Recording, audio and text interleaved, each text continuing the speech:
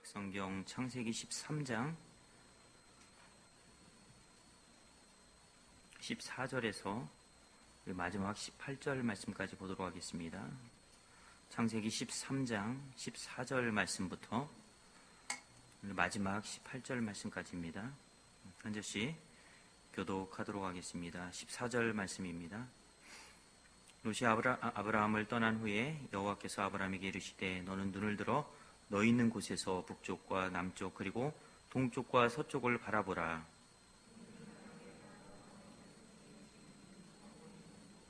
내가 내 자손이 땅의 티끌 같게 하리니 사람이 땅의 티끌을 능히 셀 수 있을진데 내 자손도 세리라.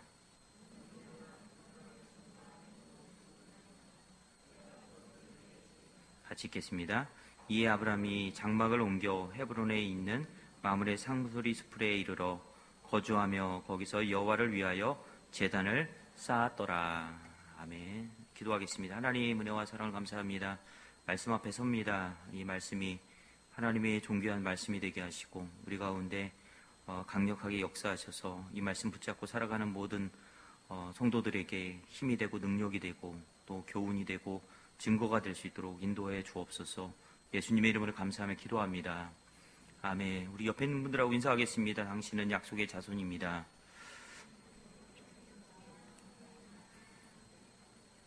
당신은 예수 그리스도와 함께하는 교회입니다. 예, 한 번 더 인사하세요. 함께하는 교회입니다. 누구와 함께한다고요? 예수 그리스도와 함께하는, 예수 안에 있는 그 다음에 이어져 가는, 만들어져 가는, 연결되어져 가는 교회다라고 에베소서에 말씀하고 있죠. 오늘 말씀은요, 12장의 아브라함이 기근을 피해서 애굽으로 떠나는 사건, 그 다음에 또 하나는 13장의 조카인 롯과 결별하는 장면 이후에 기록된 말씀이에요. 두 가지 사건은 하나님의 신적인 특성을 설명하기 위해서 등장을 합니다.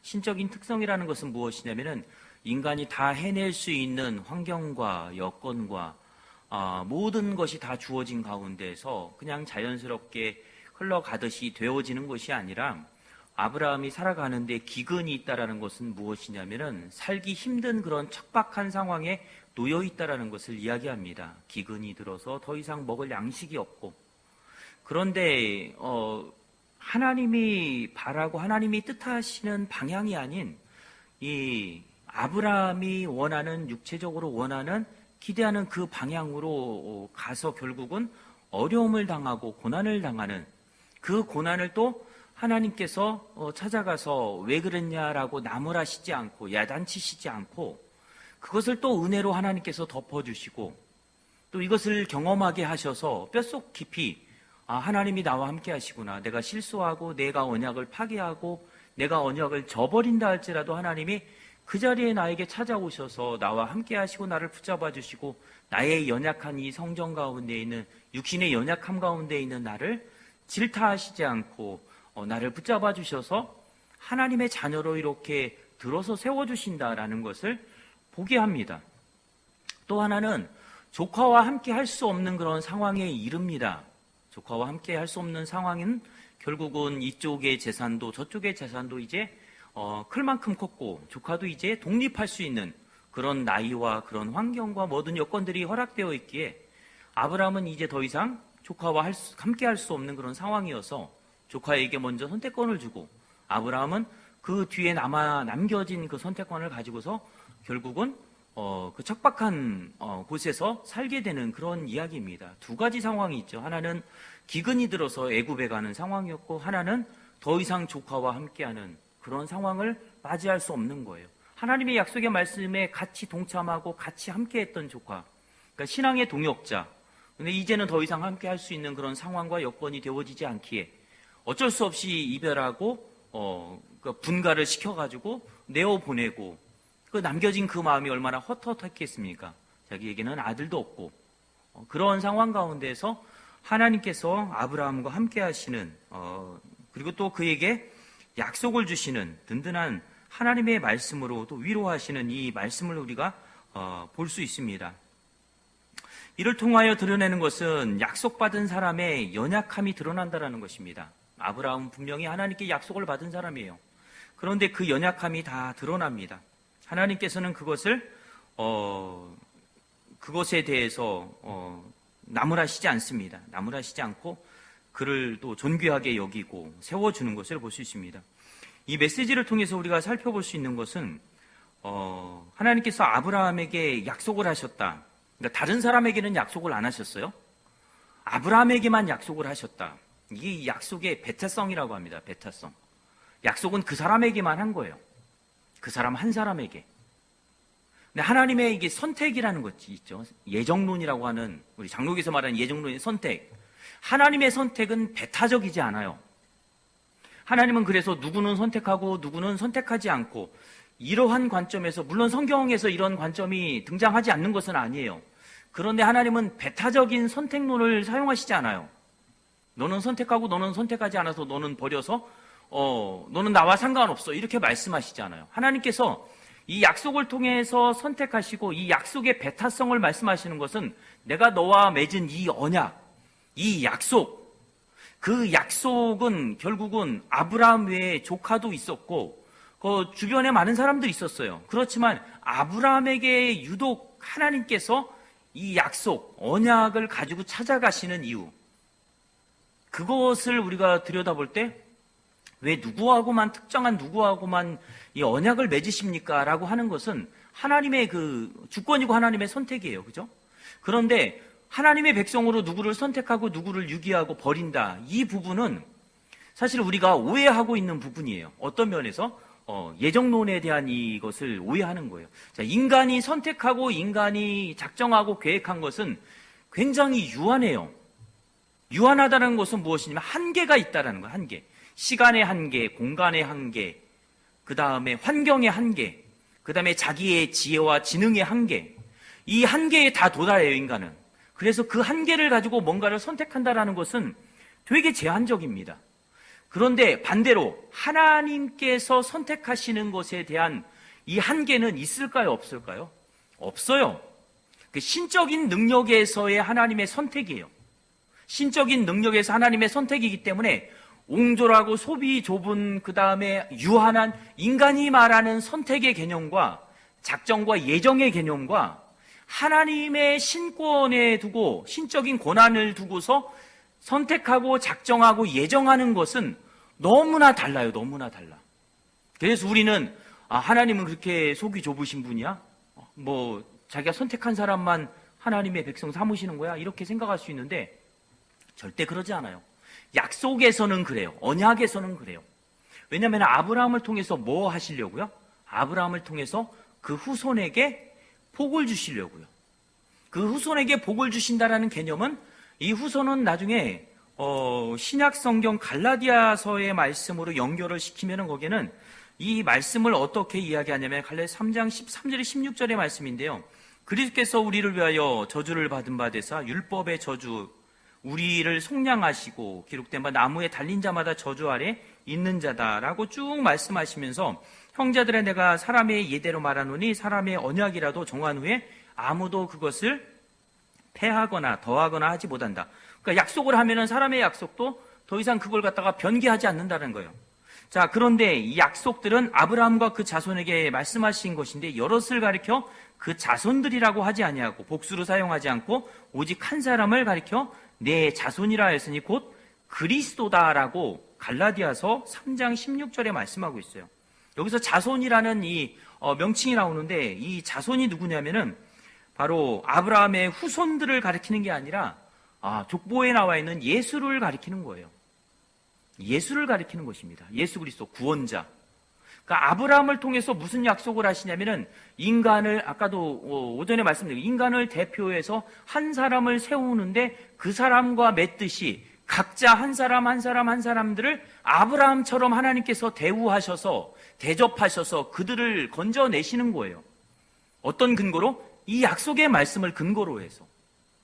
그래서 아브라함의 후손들이라고 하지 않고 자손들이라고 하지 않고 자손이라고 칭한 것은 단수인 예수 그리스도를 가리키는데, 반대로 아브라함은요, 아브라함 한 사람을 이야기하는 것이 아니라 아브라함과 같이 여길 수 있는 우리 모두를 가리키는 거예요. 우리 모두를. 그 아브라함의 자리에 다 세우는 거예요. 이것이 약속의 배타성이에요. 하나님께서 약속을 누구하고 맺었는데 그 사람만이 아니라 그 사람을 인간의 대표로 해서 거기에 세우신 거예요. 그리고 한 사람 한 사람 모두에게 이 말씀을 읽을 때마다 그 사람이 아브라함처럼 되어지는 거예요. 그래서 이 말씀을 우리가 접근할 땐 두 가지입니다. 하나는 단수인 예수 그리스도를 가리키는 게 바로 아브라함의 후손이다.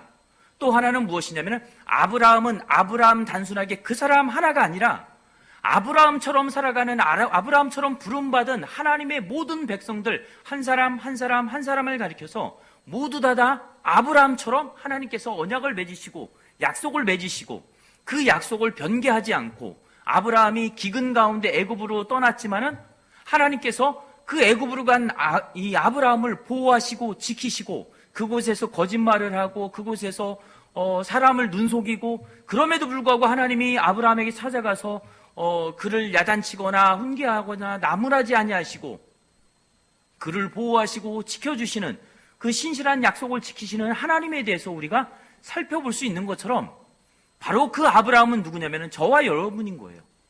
이 두 가지 의미를 우리가 갖고 있어야 돼요. 하나는 아브라함의 후손이란 예수 그리스도구나. 그 예수 그리스도를 통해서 모든 민족이 복을 받는구나. 그렇죠? 그 예수 그리스도를 통해서 모든 민족이 복을 받잖아요.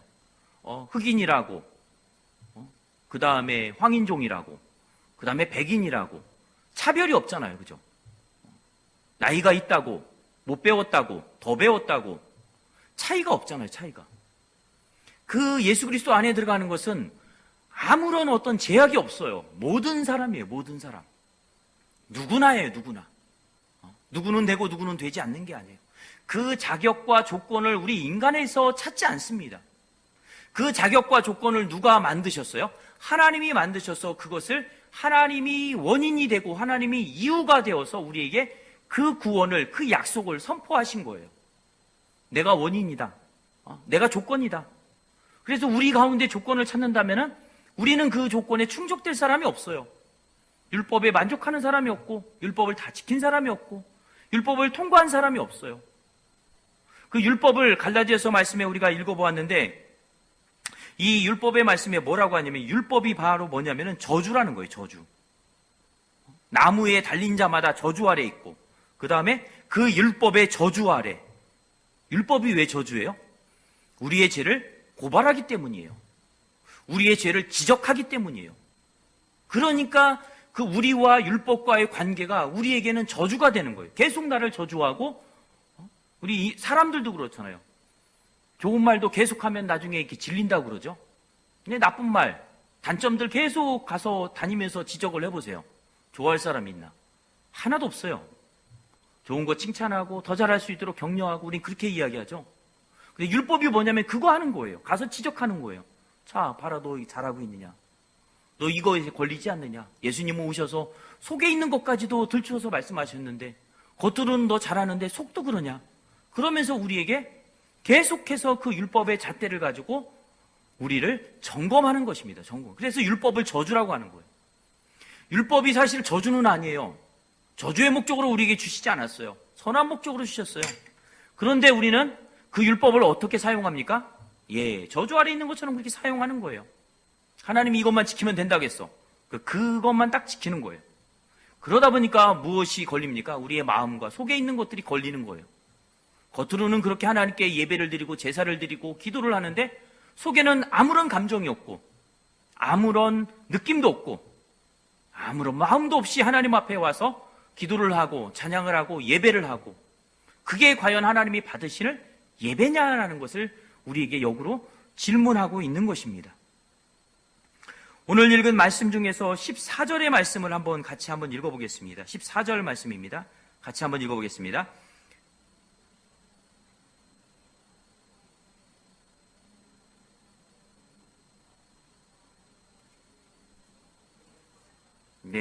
롯이 아브라함을 떠난 후에 여호와께서 아브라함에게 이르시되 너는 눈을 들어서 동서남북을 바라보라라고 말씀하셔요. 아까도 말씀드린 것처럼 아브라함에게는 첫 번째 상처가 애굽에 내려가서 된통 혼난 거예요. 그죠? 하나님께 혼난 게 아니라 환경적으로, 여건적으로 되게 혼났어요. 그 다음에 두 번째는 그렇게 신앙의 동역자로 있던 조카가 이제는 분가를 해야 되는 그런 상황 가운데 또 멀리 떠났어요. 그 마음은 헛헛하고 굉장히 허전할 거예요. 하나님께서 아브라함에게 찾아오셔서 위로하시는 그 말씀은 전에 말씀하셨던 것을 더 확고하게, 더 확실하게, 더 분명하게 말씀하시는 것을 보게 되어집니다. 하나님의 작정과 지혜는 인간이 갖는 분별과 결정과 차원이 다릅니다. 인간의 결정과 책임은 하나님의 결정과 책임은 분명히 다른데 하나님의 선택하심과 여정은 절대로 인간의 자유의지를 거스르지 않습니다. 그러니까 사람이 뭔가를 이렇게 선택하는데 하나님이 그것을 꽉 막으시고 넌 이거 선택하면 안 돼, 이걸 선택해야 돼, 이러는 경우는 거의 없다라는 거예요. 그러니까 우리가 자유의지를 가지고서 선택할 수 있는 선택권을 우리에게 100% 부여해 주셨어요. 근데 하나님이 나타나셔서 막는 경우들이 가끔 있잖아요. 그죠? 성경에 보면은 바울이 복음을 전하기 위해서 아시아로 딱 가려고 하는데 갑자기 막고서 거기로 가면 안 돼, 그러면서 우리에게로 오라고 했던 그 메시지, 그건 뭘까요? 근데 거기서도 바울이 만약에 자기가 갖고 싶은 대로 나는 그래도 아시아로 가고 싶어요, 그러면 바울이 아시아를 갈 수 있었을까요? 못 갔을까요? 가는 거예요. 그런데 그 상황들을 그대로 받아들이는 거예요. 하나님이 성령을 통해서 나에게 이렇게 권면하시는구나, 내가 가는 길을 하나님께서 틀으셔서 다른 길로 가게 하시는구나, 이것을 자기가 받아들이고 거기에 대한 선택권을 누가 가지고 있습니까? 바울이 갖고 있는 거예요. 바울이. 그러니까 인간에게 주신 이 자유의지를 하나님이 그것을 막 거스려서 너 이걸 선택하면 안 돼라고 말씀하시지 않아요. 하나님이 모든 것을 작정하시고 운행하시고 함께 하시지만은 그래도 인간이 가지고 있는, 인간에게 부여한 자유의지를 하나님이 막으시고 넌 안 돼. 우리는 자녀들에게 그렇게 하잖아요. 그죠? 자녀들에게 그렇게 해요. 왜냐하면 그러면 안 되니까. 그러면 안 되니까 그렇게 하고, 또 그것을 또 넘어서 너무 간섭하는 경우들이 있어요. 자, 이런 것을 보면요, 아까도 말씀드린 것처럼 인간의 선택은 제한적이라고 하나님의 선택은 신적인 어떤 능력을 가지고 일을 행하셔요. 대표적인 예로 자기 부모를 자기가 선택해서 나오신 분이 있어요? 여기 계셔요? 성씨도 선택하고 아빠도 엄마도 선택해서 나는 복음이 있는 그 가정에서 태어나고 싶다 해가지고 선택하셔서 나오신 분이 있어요? 아무도 없을 거예요. 이 중에서 자녀를 낳는데 나는 이런 자녀를 낳겠습니다 하고 하나님께 기도해서 그런 자녀를 낳으신 분이 있어요? 그것도 없을 거예요. 내가 기도한 거하고 반대로 하나님이 주시기도 하고 많이 틀리는 그런 것을 나에게 주시기도 하고 그래요. 그래서 이것은 무엇을 말하냐면은 인간은 자기가 선택한 대로 부모를 골라서 나오는 자녀가 없어요. 반대로 자기가 이런 자녀를 낳고 싶다고 해서 자녀를 선택해서 자기 뱃속에 두는 부모도 없어요. 이것이 무엇이냐면 인간의 한계예요. 인간의 한계예요.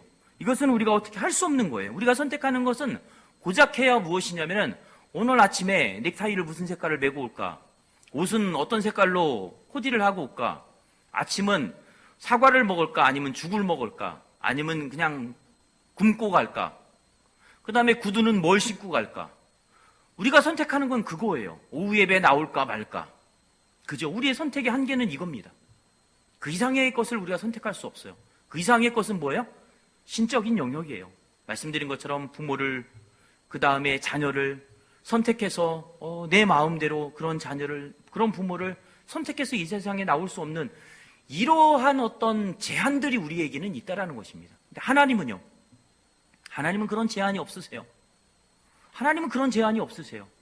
그런 면에서 하나님의 선택, 하나님의 예정하심, 이것은 우리가 생각하는 범주에서의 하나님은 이렇게 선택하시고 이 사람은 버리시고 이런 개념이 아니라는 거예요. 이런 개념이 아니에요. 우리가 너무 우리의 지혜와 지식을 가지고 하나님을 재단하고 하나님을 재려고 하면은 오히려 그 신앙에 제한들이 걸리는 거예요. 제한들이 걸려요. 오늘 본문의 말씀 15장 16절 말씀을 한번 보세요. 보이는 땅이 내가 너와 내 자손에게 주리니 영원히 이르리라. 내가 내 자손의 땅에 티끌 같게 하리니 사람이 땅의 티끌을 능히 셀 수 있을진데 내 자손도 세리라 라고 말씀하셔요. 자, 하나님이 작정하시고 자신에게서 그 이유와 무엇을 찾습니까? 원인을 찾아요. 아브라함아, 네가 잘해서, 네가 외로워서, 네가 뭐 해서 내가 이걸 주는 게 아니에요. 여기서 보세요. 아브라함이 어떤 근거가 있는지. 너 애굽에서 살아나왔기 때문에 내가 기뻐서 너에게 이것을 줄게. 이렇게 말씀하시지 않아요. 하나님께서는 그 이유와 근거를, 원인을 아브라함에게 찾지 않아요. 그 모든 이유와 원인은 어디 있습니까? 하나님 자신에게 있는 거예요. 하나님 자신에게. 그러한 하나님으로 여러분들에게 찾아오셔요. 그 근거를 댄다면 우리는 얼마나 바삐 생활을 해야 됩니까? 하나님을 만족시키기 위해서. 하나님, 제가 이거 할게요, 이거 할게요, 이거 할게요. 얼마나 많은 것들을 갖다가 우리가 리스크해 놓고 그것을 다 달성해야, 하나님 이것도 했는데 하나님 이젠 이걸 들어주세요. 이렇게 갈 수밖에 없다라는 거죠. 그런데 그 원인과 그 이유를 하나님께서는 하나님 자신에게 두시는 거예요. 하나님 자신에게 두시는 거예요. 그래서 약속했던 아브라함이 그 약속을 변개하고 어기고 그 약속을 거스린다 할지라도 하나님은 그 아브라함에게 찾아가셔서 그를 위기 가운데서 돌보아 주시고, 오히려 역으로 그 아브라함에게 가해를 하려고 했던 사람에게 어떤 두려움을 갖게 하십니까? 하나님의 살아계심에 대한 두려움을 갖게 하시고, 와, 저 사람은 하나님의 사람이구나, 내가 함부로 건들면 안 되겠구나라는 그런 두려움을 그 사람에게, 애굽의 왕에게 심어주시는 것을 볼 수가 있다는 것입니다.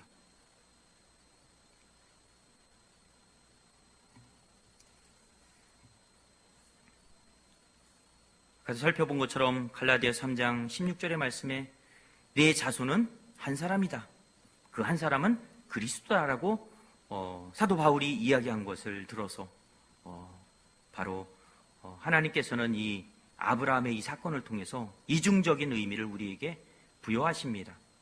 무수한 사람들이 아브라함식으로 하나님의 백성이 되는 것과, 또 하나는 하나님께서 아브라함을 부르시고 내 자손이라고 하는 예수 그리스도를 우리에게 선물로 주시는 것과, 이것을 말씀하고 있는 것입니다.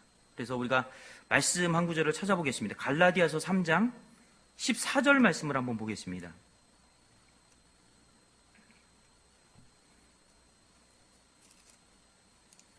3장 14절 말씀.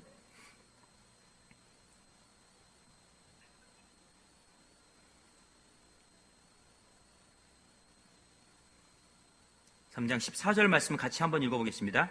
이는 그리스도 예수 안에서 아브라함이 복이 이방인에게 미치고 또 우리로 하여금 믿음으로 말미암아 성령의 약속을 받게 하려 함이다. 자, 믿음으로 말미암아 성령의 약속을 받게 하려 함이다라고 말씀해요. 또로 큰 민족을 이루고 내게 복을 주어 창대하게 하린 너는 복의 근원이 될 것이다. 아브라함식으로 부르실 때 그 자들이 많다는 것입니다. 아까도 말씀드린 것처럼 한 사람 한 사람들이 다, 성도들 한 사람 한 사람이 다 아브라함의 자손이라는 것이죠. 자손이라는 거예요.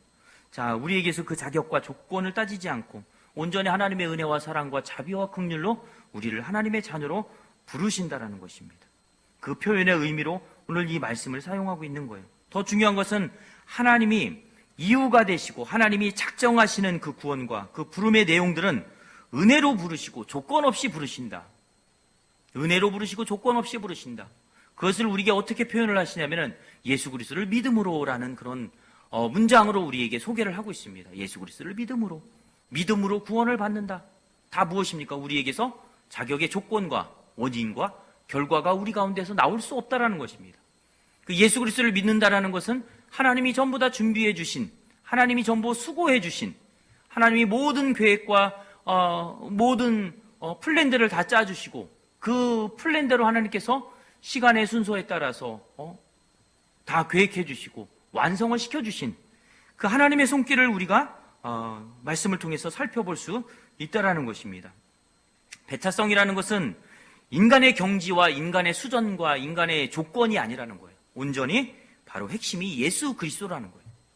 예수 그리스도를 우리에게 그냥 무료로, 우리에게 공짜로, 우리가 볼 때는 그래요.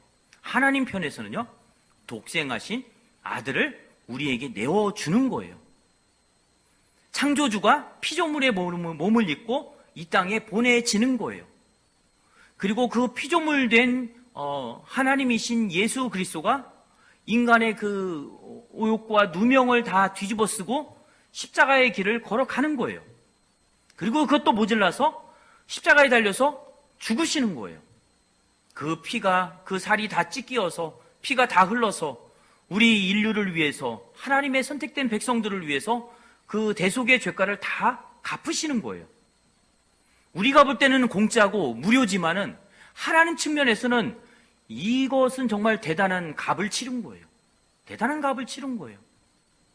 예전에도 말씀드린 것처럼 하나님께서는 이 민족을, 이 인류를 다 멸하고 새로 다시 창조하셔도 되는 그런 그 이상의 수고와 노고를 예수 그리스도를 보내서 이 대속의 사역에 다 담아내신 거예요. 그것을 우리에게 소개하고 있어요. 내가 너희들을 향한 아낌없는 사랑, 긍휼, 은혜, 이런 것들은 그냥 그 한 단어 한 단어 종교적인 언어로 이렇게 치장이 되어서 오늘도 기도할 때 하나님의 은혜입니다, 사랑입니다 이야기하지만 그 단어 하나하나를 우리가 담을 때마다 입에 이렇게 되뇌어서 고백할 때마다 그게 과연 무슨 뜻인지 무슨 의미인지를 알아야 돼요. 그런데 우리는 모르고 그냥 종교적인 단어기 때문에, 교회 안에서 많이 쓰는 단어기 때문에, 하나님이 나에게 오늘도 사랑을 주셨기 때문에 그렇게 사용하고 있는데 그 의미의 깊이는 하나님께서 모든 것을 내어주신 하나님의 사랑이라는 거예요. 이것이 바로 하나님께서 갖고 계신 배타성에 대한 이야기입니다. 어떤 언약에 대한 배타성입니다. 언약에 대해서. 선택에 대해서는요, 하나님은 배타적이지 않습니다. 언약을 왜 배타적으로 만드셨을까요? 예, 그 언약을 모든 사람들에게 줄 수는 없어요. 그냥 인류의 대표에게 주시는 거예요. 그 인류의 대표를 아브라함으로 정하시고, 인류의 대표를 아담에게 정하시고, 두 번째 아담인 예수 그리스도에게 정하시고, 오는 선지자의 대표 누구예요? 엘리야잖아요. 엘리야에게 주시고, 그 다음에 왕의 대표는 누구예요? 다윗 왕이잖아요. 다윗 왕에 주시고. 근데 그것을 그 사람 한 사람에게만 언약을, 약속을 주시는 것이 아니라 나중에 성경에 보니까 우리 모든 사람들을 그렇게 삼으신 거예요. 왕 같은 제사장으로. 그러니까 누구예요? 우리가 다 타윗이 되는 거예요. 믿음의 조상으로. 다 누구예요? 우리가 믿음을 받고 있는 사람으로서 아브라함같이 우리를 예우해 주시고 우리를 존귀하게 여기시는 거예요. 하나님께서.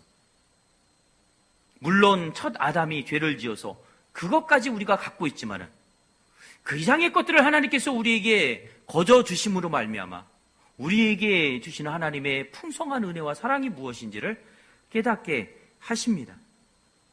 부모가 바라는 거, 그 다음에 자녀들이 부모에게 바라는 거, 정반대의 것입니다. 자녀가 부모에게 바라는 게 무엇입니까? 귀찮은 거 하지 않고 편하게 살 수 있도록 내버려 두라는 거예요. 그게 뭐예요? 나갔다 와서 손 씻는 거, 밥 먹고 양치하는 거, 그 다음에 방 정리하는 거, 책상 위에 정리하는 거, 뭐 이런 모든 거예요. 너 놀고 남은 거 다 뒷정리하는 거, 이런 것 좀 해라. 아이들은 뭐예요? 편하게 살고 싶다니까. 엄마가 해. 나중에 할게. 귀찮아. 부모가 왜 그걸 가르칩니까? 인간답게 살기 위해서, 그죠? 인간이 밥 먹고 그냥 건강하면 되는 게 아니잖아요. 예의라는 것을 알아야 되잖아요. 품격이라는 게 있어야 되잖아요. 그러니까 안 돼도 죽을 때까지 이걸 시키는 거예요. 그러면은 그게 습관이 되니까. 그런 예의 있는 사람, 수준 있는 사람, 이런 사람으로 세우기 위해서 부모는 계속해서 가르쳐요. 아이 입장에서는요, 아니죠. 나는 게임하고 싶어요. 놀고 싶어요. 늦게 자고 싶어요. 일어날 때도 내가 내 마음대로 일어나고 싶어요. 그게 아이들의 습성이고 아이들의 본성이에요. 부모는요, 그렇지 않은 거예요. 제 시간에 자고 제 시간에 일어나고 하루에 세 끼를 먹고 공부를 하고 내일을 위해 준비하고 어른이 됐을 때 어떻게 살지 이것에 대해서 다른 사람하고 만나면은 이 사람이, 이 아이가 가정교육을 받았느니 못 받았니 이런 이야기를 안 듣게끔 인간의 됨됨이를 가지고 살아갈 수 있도록 그렇게 교육을 시키고, 자, 이게 무엇이냐면 하나님이 우리를 향한 하나님의 마음도 동일한 거예요. 우리는 우리 마음대로 죄짓고 내 자유롭게 살고 싶고, 왜 하나님 간섭하세요? 내가 하고 싶은 대로 하게. 왜 하나님 기도 응답 안 주세요? 저는 이걸 하고 싶은데, 자기의 욕심과 욕망을 거기에다가 기도에 담아서 삶에 그렇게 살아가지만 하나님이 우리에게 원하시는 것은 전혀 다른 방향이에요. 너가 좀 예수 그리스도를 말미암아 구원을 받았다면은 그 구원받은 원초적인 다시 말하면 동물적인 그 구원에 너가 만족하지 말고 신의 성품에 참여한, 내가 너희들에게 준 그 은혜를 한번 봐라. 신의 성품에 참여하는 이 단어들이 신약 성경에 몇 곳에 나와요. 그죠? 신의 성품, 신성의 성품. 너는 신이다. 하나님을 믿은 사람은 신이라고 한다. 여러 곳에 이 말씀이 등장을 해요. 그러면은 궁극적으로 우리에게 요구하는 하나님의 기준이 있다라는 거예요. 예수를 믿어서 구원받는 원시적인, 동물적인 그런 구원에 머물지 말고 어디까지요? 신의 성품에 하나님이 우리에게 원하시는 목적과 목표가 있어요. 그곳에 달하는 것까지 하나님께서 우리에게 원하신다라는 것을 우리가 성경을 통해서 살펴볼 수 있다라는 것입니다. 성경을 통해서 살펴볼 수 있어요. 그래서 하나님의 부르심에는 은혜와 믿음으로 부르시는 그 은혜의 무한함 뿐만이 아니라 은혜 속에 많은 사람들을 불러낸 하나님의 부르심과 약속이 예수 그리스도라는 신적인 내용의 근거와 조건으로 부르심이 함께 들어가 있다는 것이에요. 에베소서 1장 7절에 12절의 말씀에 보면은 다 이런 내용이에요. 우리는 그리스도 안에서, 그 다음에 8절 9절의 말씀에 보니까 그리스도 안에서 때가 찬 경륜을 위하여 예정한 것이니, 10절의 말씀에 그리스도 안에서 통일되게 하려 하심이라, 11절의 말씀에도 우리가 예정을 입어 그 안에서 기업이 되었으니, 12절의 말씀에도 이는 우리가 그리스도 안에서 전부터 바라던 그의 영광의 찬송이 되게 하려 하심이다 라고 말씀하세요. 자, 이 내용들을 처음부터 보면은 그리스도 안에서라는 거예요. 그리스도 안에서 대속의 사역을, 그리스도 안에서 부름을 받고, 그리스도 안에서 완성과, 그리스도 안에서 영광과, 이것들이 참 놓치기 쉬운 부분이라는 거예요. 구원의 논리로 말한다면은 예수 그리스도의 은혜로 우리가 구원을 받았습니다라고 그것이면 충분하다고 생각을 했는데 그렇지 않다라는 거예요. 어디까지요? 영광의 찬송이 되게 하려 하십니다. 하나님의 특별한 부르심이 있다라는 것입니다. 이게 무엇입니까? 신적인 수준에까지 우리에게 기대하시는 거예요. 그리고 목표를 우리에게 제시해 주시는 거예요. 너희들은 신의 성품에 참여한 자가 되었다. 그러니까 단순한 동물적인 구원에 머물지 말고 너희들의 인품과 성품과 품격을 좀 유지해서 더 높여서 더 성장을 시켜서 그만한 됨됨이의 성도들이 되어라라고 우리에게 말씀하고 있는 거예요. 골로새서 2장 우리 10절 말씀을 한번 찾아보겠습니다. 골로새서 2장 10절 말씀.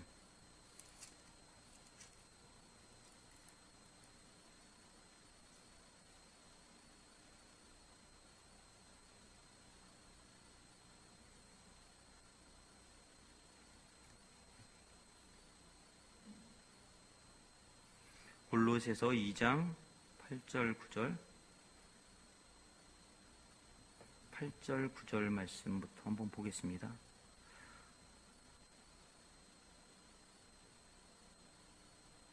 자, 8절 말씀부터 우리 한번 같이 한번 읽어보겠습니다.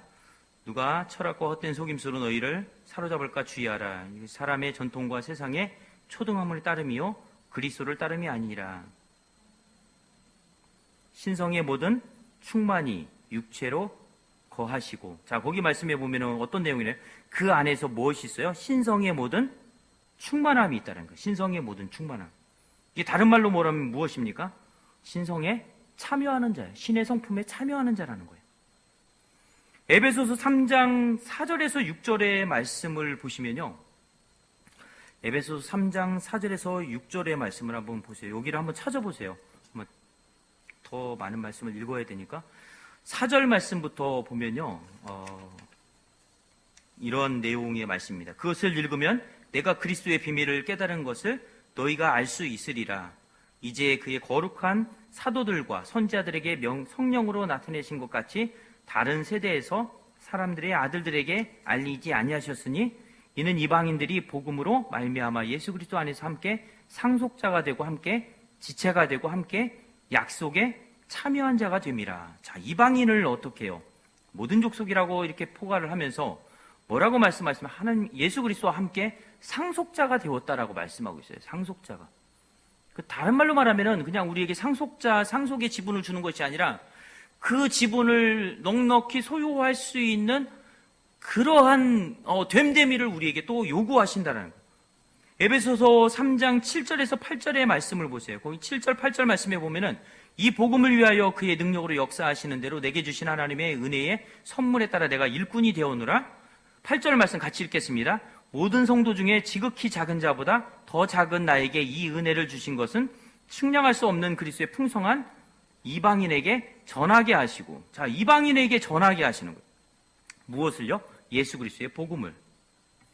자, 우리의 성품과 우리 신성에 참여하고, 그뿐만이 아니라 어떻게 합니까? 이방인에게 복음을 전하게 하고, 이 신적인 내용들을 내용으로 우리를 부르셨다라는 것을 우리가 살펴볼 수 있어요. 9절에서 11절의 말씀을 보면은 영원부터 만물을 창조하신 하나님이 속에 감추었던 비밀의 경륜을 어떠한 것을 드러나게 하심이라. 이는 이제 교회로 말미암아 하늘에 있는 통치자들과 권세에게 하나님의 각종 지혜를 알게 하셨으니 곧 영원부터 우리 주 그리스도 예수 안에 예정한 뜻대로 하신 것이라.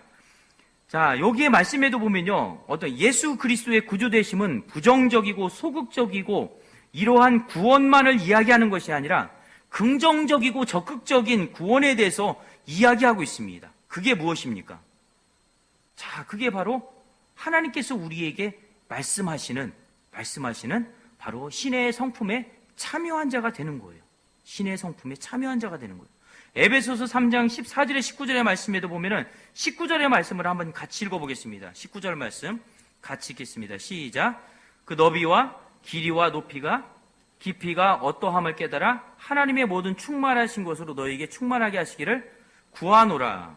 자, 신앙에 관해서 본성적인 이해가 우리는 인간은 다 무속신앙이에요. 무속신앙. 이 무속신앙이 무엇이냐면은 지성이면 감천이에요. 열심히 치성을 드리고 열심히 정성을 다해서 뭔가를 하면은 우리가 모르는 신이 있는데 그 신이 우리에게 도움을 줄 거야. 왜냐하면은 내가 이렇게 마음을 다해서 그 신에게 빌었는데 신이 안 들어줄 리가 없어. 이게 인간이 갖고 있는 무속신앙의 표본이에요. 표본. 근데 그 무속신앙의 표본이 어디에도 잠식이 되냐면 기독교 신앙에도 그대로 잠식이 돼 들어왔어요. 그래서 그가 구하는 모든 것들은 보면은 자기의 정욕대로, 욕심대로, 욕망대로 구하는 것들이었어요. 그죠? 그래서 잘 되고 건강하고 형통하고 자녀들이 복되고 뭐 이런 쪽으로만 기도를 했어요. 물론 하늘의 신령한 복도 좋아요. 그렇지만 이거 주세요. 이거 했던 내용들을 다 이렇게 세하려 보면은 건강을 주세요. 그 다음에 돈 잘 벌게 해주세요. 또 뭐 다 그런 내용이에요. 자녀가 뭐 잘 되게 해주세요. 진급하게 해주세요. 승급하게 해주세요. 다 그런 내용이었다라는 거예요. 그것을 위해서 부모들이 뭐래요? 지성을 드리는 거예요. 지성을 드리는 거. 이게 종교가 가지고 있는, 신앙이 가지고 있는 가장 근본적인 그런 원초적인 거예요. 원초적인 거. 이 원초적인 것을 사도 바울을 통해서 어떻게 만드시냐면은 그게 아니라는 거예요. 그래서 19절의 말씀에 하나님을 아는 지혜와 지식들이 어떻게 해요? 길이와 높이와 깊이가 어떠함을 깨달아 하나님의 모든 충만한 것으로 너희에게 충만하기를 원한다. 하나님이 가지고 계신 모든 충만함이, 하나님이 우리를 향하여 기대하고 어떤 영적인 수준에 대해서 하나님께서 그것을 이 정도까지 하면 되겠다라고 말씀하시는 그 기대치를 우리에게 어떻게 해요? 기대하고 계시는 거예요. 기대하고. 그래서 우리는 구원을 예수 믿고 구원받았습니다 라는 단순한 그 문장에서 그치는 것이 아니라 그것을 뛰어넘어서 어떻게 해요? 네, 신성의 신의 성품에 참여한 자로 넘어가는 거예요. 아브라함이 하나님의 부름을 받아서 그 메시지를, 비전과 소망의 메시지를 받았을 때 얼마나 좋았겠습니까? 봐라, 너희의 후손을 이렇게 많게 할 거야. 근데 자기는 자녀가 없어요. 사는 게 너무 힘들어요. 자녀는 고사하고 하나님 기근이라도 없어야지. 기근 때문에 애굽에 내려갔다 와서 정말 그 창피를 무릅쓰고 거기 갔다 왔는데 얼마나 창피하겠습니까? 그죠? 그러한 아브라함에게 하나님께서 나타나셔서 그를 만드시고 나중에 어떻게 해요? 이삭을 주시고 100세의 이삭을 주시고 또 무슨 일이 있습니까? 이삭을 또 하나님이 도로 달라고 그러셔요. 달라고 그러시고 도대체 이게 무슨 연구냐 이렇게 생각을 할 수 있는데 전체적인 것을 보면은 하나님이 아브라함을 어떻게 만드시려고 하는지에 대한 하나님의 계획, 하나님의 플랜이 그 안에 담겨져 있어요. 그러한 아브라함을 훈련시켜서 나중에 어떻게 해요? 하나님, 제 모든 것이 하나님의 것입니다. 하나님이 나에게 주셨기에 하나님께 다시 드릴 수 있습니다. 하나님께서 나에게 주신 건 분명한 목적이 있습니다. 그런데 하나님 여기서 다시 도로 달라가는 것은 또 하나님의 목적이 있을 것입니다. 거기까지 아브라함이 생각을 하고 독자 이삭을 하나님 앞에 드리는 거예요. 히브리서의 말씀에 보면 그 이삭을 살려주실 것을 믿었다고 고백을 하고 있어요. 그러한 믿음이 아브라함에게 생길 때까지 하나님께서 기다리고 참고 인내하시고 또 그에게 찾아가서 너 혼자 알아서 해가 아니라 그가 그렇게 할 수밖에 없도록 하나님이 뭘 하셔요? 서포트를 하시는 거예요. 도와주시는 거예요. 그리고 간섭하시는 거예요. 외부에 적이 있으면 막아주시고 그 아브라함을 보호하시고 지켜주시고 그 모든 상황들, 아브라함에게 주셨던 이 메시지가 누구에게 여러분들에게 해당되는 거예요. 여러분들에게. 하나님이 나를 아브라함처럼 부르시고 그 비전을 주시고 그 은혜를 우리에게 주셨는데 그냥 내버려 두시지 않고 여러분들이 신음 가운데 기도하고 어려운 가운데 아픈 가운데 기도 한 구절도 못할 때 성령께서 여러분들을 위해서 기도하시고 하나님께서 여러분들을 내버려 두시지 않고 아브라함에게 찾아서 역사하신 것처럼 여러분들에게 찾아가서 위로하시고 격려하시고 힘을 내라고 말씀하시고 그리고 우리가 그 약속을 저버리고 배반한다 할지라도 하나님은 거기에 대해서 네가 배반했으니까 나도 배반할게 말씀하시지 않아요. 왜요? 구원의 모든 근거는 다 어디에 있어요? 하나님 안에 이유와 원인과 결과가 다 있어요. 여러분들이 신앙생활을 못한다고 해서 하나님 이것을 취하거나 취소하거나 없애시지 않습니다. 만약에 그랬다면 아브라함도 그랬어야죠. 그런데 하나님께서는 그것을 다 참아내시고 다 기다려주셔요. 그리고 오히려 하나님의 은혜를 부어주셔요. 그것을 오늘 예배하는 우리들에게 동일하게 허락해 주십니다.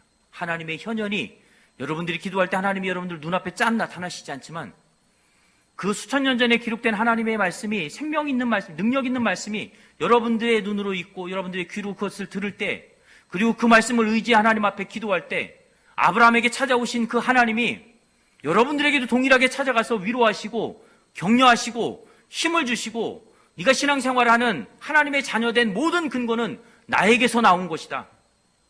그리고 내가 그것을 최종적으로 구원의 완성에 이르게 할 것이다. 걱정하지 마라. 세상 사람들이 너를 향하여서 비판하고 그 다음에 너를 향해서 욕을 하고 너에게 수치를 강하고 너에게 어떤 어려움을 준다 할지라도 걱정하지 말라는 것입니다. 누구를 통해서요? 아브라함을 통해서 우리에게 동일한 메시지를 증거하고 있습니다. 근데 여러분들이 이것을 받으면서 별거 아니야 라고 받는다면 이 말씀은 여러분들에게 별거 아닌 거예요. 그런데 이 말씀을 사사로이 받지 않고 정말 하나님의 생명력이 있는 말씀입니다라고 받으면 다 아브라함처럼 여러분들은 그렇게 세워져 가고 살아갈 수 있는 거예요. 그래서 하나님께서 말씀을 우리에게 주신 줄 믿습니다. 오늘도 이 말씀을 받는 여러분들에게 하나님의 은혜와 축복이 있기를 원합니다. 로마서 8장 32절 오전에도 말씀드렸는데 자기 아들을 아끼지 않고 우리에게 모든 사람들을 위해서 내어주신 이가 어찌 그 아들과 함께 모든 것을 우리에게 은사로 주시지 않겠느냐. 아들을 주셨는데 무엇을 아끼겠습니까? 그죠? 에베소 3장 20절에서 21절의 말씀에 보면은 교회 안에서 그리스도 예수 안에서 영광이 대대로 영원 무궁하기를 원하노라라고 말씀하고 있어요. 무엇 안에서요? 교회 안에서요. 무엇 안에서요? 예수 안에서요. 이 교회라는 것은 뭐 와동교회를 말하는 것은 사실 아니에요. 교회라는 것은 예수 그리스도를 믿는 신앙 고백이 있는 모든 성도, 모든 공동체를 말하는 것입니다. 그 교회 안에서. 좀 더 작게는 와동교회 안에서. 좀 더 작게는 여러분들의 구역과 가정 안에서. 그 교회 안에서. 교회가 무엇입니까? 예수 그리스도가 머리가 되시는 곳이에요. 예수 그리스도가 권세와 권능이 되시는 곳이에요. 그곳에서 여러분들이 살아간다는 것을 기억하시면서 우리의 머리는 예수님입니다. 나는 예수님의 지체입니다. 몸의 한 일부분입니다. 예수님이 말씀하실 때 제가 따라가고 순종할 수 있는 주의 자녀가 될 수 있도록 오늘 말씀에처럼 약속의 후손이 되어질 수 있도록 오늘도 이 말씀을 붙잡고 살아가는 여러분들에게 그런 은혜와 복들이 있기를 주의 이름으로 축복합니다. 기도하겠습니다. 하나님 아버지 은혜와 사랑을 감사합니다. 아브라함을 혼자 내버려 두시지 않고 하나님께서 그 약속을 의지해 끝까지 아브라함을 지키시고 또 나중에는 그 아브라함이 자기 아들 이삭을 아낌없이 하나님 앞에 드릴 수 있는 믿음의 경지에까지 올라갈 수 있도록 하나님이 다듬으시고 세우신 것처럼 우리 또한 그 아브라함이 되어서 이 땅에 살아갈 때 예수 그리스도를 통해 우리에게 주신 하나님의 자녀된 권세가 무엇인지를 이 말씀을 통해서 확인하고 하나님 앞에 찬양과 영광을 올려드리길 원하는 우리들의 삶 가운데 정말 그 비전 가운데 함께하며 살아갈 수 있는 아둔께 모든 권속들 될 수 있도록 인도하여 주옵소서. 예수님의 이름으로 감사하며 기도합니다.